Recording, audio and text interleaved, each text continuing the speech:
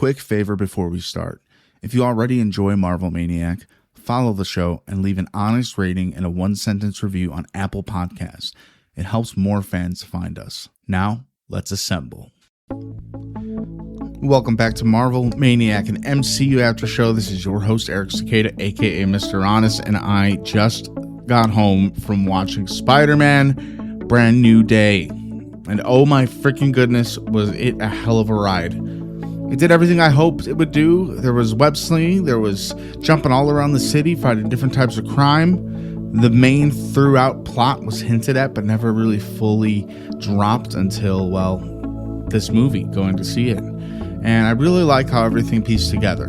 This is just my immediate reaction, so I'll likely have another episode next week about maybe a deeper dive going into things. But I got to talk about the things in order that they come to my mind in this one, because we've been waiting for so long to know who Sadie Sink officially is, and it is Jean Grey, as many have speculated, which I think is pretty great. I like that they're bringing an X-Men character, probably one that's going to be in the franchise for quite a while, in this early, and giving her her own backstory and trauma, and I just really like that they decided to use her as a character. And Sadie Sink, great actress, so her getting older only solidifies the fact that she'll probably continue to be a great actress and fall even further into the role that we know from the old, X-Men 97 or the comics, which I haven't covered X-Men 97 on this show. Do you want to hear that? marvelmaniacpod@gmail.com. I want your take on this movie. What did you think? Did you walk out laughing? Did you sleep through the whole thing? I think for another thing that comes to mind is how they integrated the Punisher, watching his series and the short, gory film on Disney Plus that came out, One Last Kill, which was exceptionally awesome. They're still able to keep him with his guns and keep him in the fight and helping out Spider-Man in whatever way he can. I loved him using guns against the Incredible Hulk and them not doing anything. And then the moment where he admits to Peter that he doesn't want to be fighting the Hulk anymore. So you get me away from this guy. And it was good to see the Hulk. It was good to see, honestly, the Hulk, like the real Hulk, not just Ruffalo and then Hulk, Smart Hulk, and then Hulk. We thought Hulk might have been gone for a while there, but we got a good taste that he is still in there, and that inhibitor chip is completely foreshadowing something that we'll probably use against all the mutants, like Jean Grey, and her being completely used by damage control in the end. I mean, good God, that's a great twist, because damage control is slowly becoming one of the biggest bad corporations, government installations that we've seen in the MCU, going all the way back to Spider-Man Homecoming, where we learned that Tony Stark helped put it in place. But I would strongly argue if he were still here, I don't think he'd agree with a lot of their actions and the way they take people and put them away without trial or anything like that. And obviously the way they use Jean Grey's sister and took her power, and they're able to use her power to manipulate the Hand to do their dirty doings. And that's kind of what we see in all the posters, Peter fighting the Hand. They chose to show that instead of, giving away the Jean Grey character payoff and all the characters in the movie. It was very interesting going through the movie, not knowing, what characters he was going to interact with. Is he going to even be talking to Ned and MJ a lot? And the MJ plotline was pretty much dead center. And I'll just say it kind of reminds me a little bit of Guardians of the Galaxy, where Peter misses Gamora and he's trying to find the real Gamora. But the fact is, the person he once knew is no longer there. And that's something that MJ does tell Peter when he gets home and she found the letter. He could not bring himself to read the letter to her or give it to her, and she found it herself. I do like how open she was to the idea. I do like how... Well, one thing I didn't like, which broke my heart, was the moment where he was with MJ and she remembered him and they started kissing and he started crying, and it was such a beautiful moment up until when you even probably seconds like me beforehand realized this isn't real. This is Jean Grey manipulating things again. And damn, that stuck really harsh. I think Peter was scarred by that move. Definitely heard an audible gasp when it was officially Jean Grey, because it seemed like people figured that out. Then people kind of like started giving wild, wacky, crazy theories. Some people stuck with Jean Grey, but we didn't know for sure until now. At least I did. In avoiding spoilers and spoilery videos, I really wanted to be surprised, and it was a good enough surprise for me. It just is a great nod that the X-Men are coming, not even just the version from Avengers Doomsday, the original MCU X-Men, with maybe Hugh Jackman sticking in the picture as Wolverine. I don't know if they're going to do that or not, but I like Hugh Jackman as Wolverine. It might just be weird to see him with a bunch of really young X-Men, but who knows? The release of Black Panther 3 coming in, I think, 2028 after Secret Wars is going to have a more grown-up T'Challa, so we might have some of these characters like, well, Sadie Sink's Jean Grey be a little bit older. I don't know if they'll age her up, though. I mean, a couple of years are going to go by before we see that movie, and I think it might. Some things usually get pushed up a year, so I don't want the X-Men to get pushed off into eternity until 2029. That's not what I'm saying, but in reality, the X-Men they could be pushed back to get them right, especially since they're giving us a test run with them with the classic X-Men from the Fox universe and giving them a proper send-off. And I wonder if they'll incorporate any of the newer Fox movies with the younger characters, with Michael Fassbender and, oh man, I don't remember the main guy's name, Professor X from that series. I think that would be pretty cool too. Something I really liked about the movie was Peter getting stronger, his mutation taking over, the idea that it is kind of like a mutation, kind of even more leaning into the mutant side of things. And he doesn't want to accept it. It's almost like he's becoming Spider-Man again. We never even seen him turn into Spider-Man. I imagine the beginning was his senses were heightened and his powers were most likely showing up and shocking him, and he had to get used to them. But in this movie, it became such a big thing that he didn't want that extra power. He didn't want the webs coming out of him like that. He was actually pretty grossed out by it. The way he like touched his hand and the webs kind of like fell out awkwardly, like, it was gross. He's so grossed out by it, and him being grossed out by it obviously makes me feel a little bit like that too. And Tobey Maguire as Spider-Man, his Spider-Man should have been there to give him a little advice on that situation. Spider-Man to Spider-Man, this is what it's like growing up. Giving him the web talk. Peter keeps bringing flowers to May's grave. There was no Happy in this one because Happy's not a part of Peter's life anymore. Something in me wanted Peter to go back to Doctor Strange to see if he could fix anything for him, but that would have been cheap and kind of like undermined the end of the last movie. So obviously they were going to have to stick with the decision they made and write themselves out of it. So at the end of the movie, Peter, I thought he was grabbing flowers for MJ, but it hit me. He's going to bring them to May. He did that a couple times. And he sees Ned, and I'm sure all he can remember is MJ telling him, I think Ned would like knowing the truth. And we don't actually get to see Peter telling Ned the exact truth, that he was Spider-Man, they used to be best friends and all that.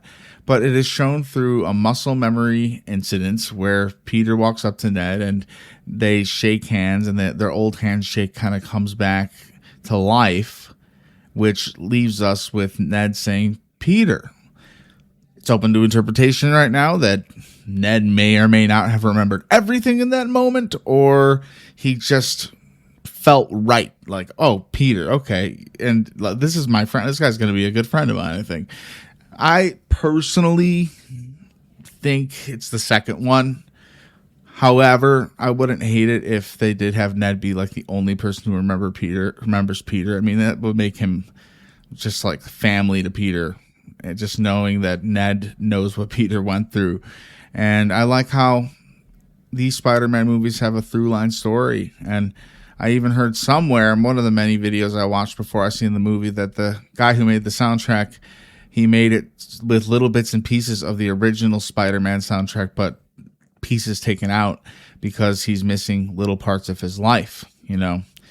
I think this movie had so much Spider-Man being Spider-Man, if you know what I mean, like running throughout the city, webbing around, taking care of this bad guy, taking care of that bad guy. We got to see Tombstone and Scorpion, and Scorpion was being mind controlled at one point, but we got to see an earlier fight between them, and Scorpion is badass looking. I think Michael Mando from Better Call Saul, great actor. I want to see more of him as Scorpion. I think he's a great villain.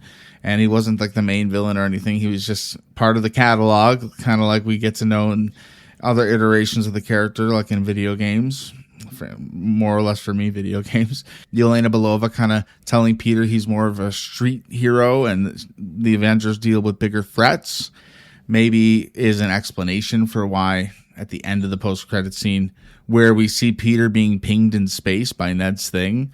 That's a whole other subject, right? But it's the fact that Peter might not be invited to Avengers Doomsday.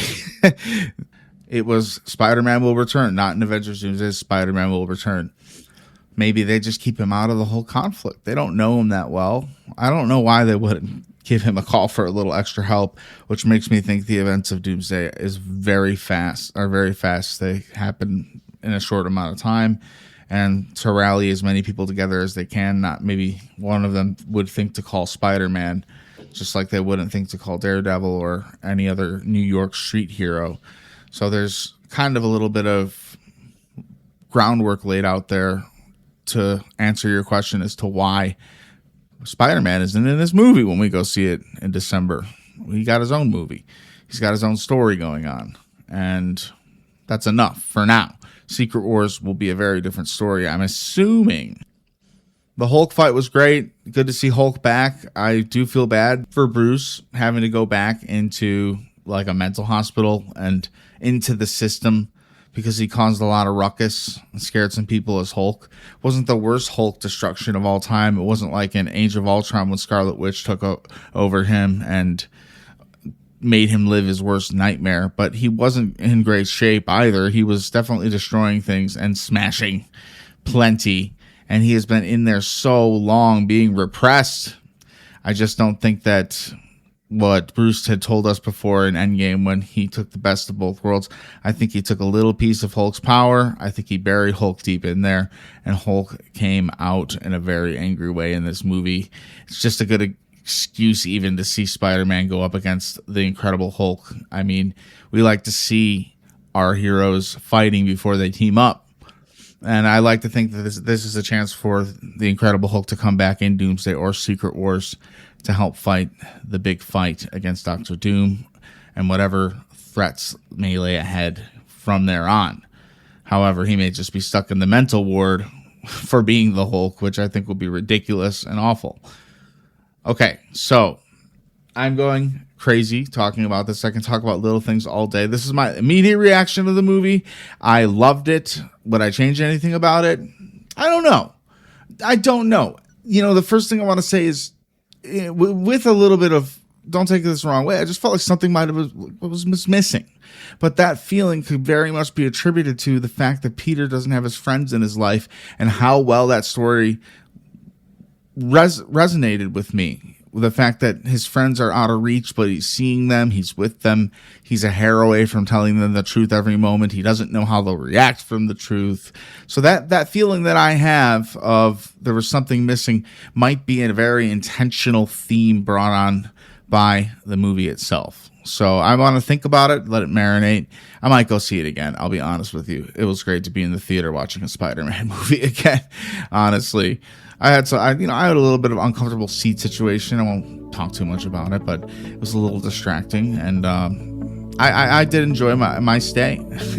So what did you think of the movie? MarvelManiacPod@gmail.com. If you love Marvel Maniac as much as I love making it, you don't have to love it. You could just like it. Give it a review. Leave it a rating wherever you listen to your podcast. Join our Discord server. It is in the notes of this episode, and I would love to see you there talking about Spider-Man and the MCU in general, and even Harry Potter, because I host a Harry Potter show called Magic Muggle, a Harry Potter after show where I'm reading through the books, and it's called Honest First to the Discord. Don't be shy, join us, assemble with us, and yeah, this was a ride. I mean, it's nothing like a new Spider-Man movie to really get you thinking.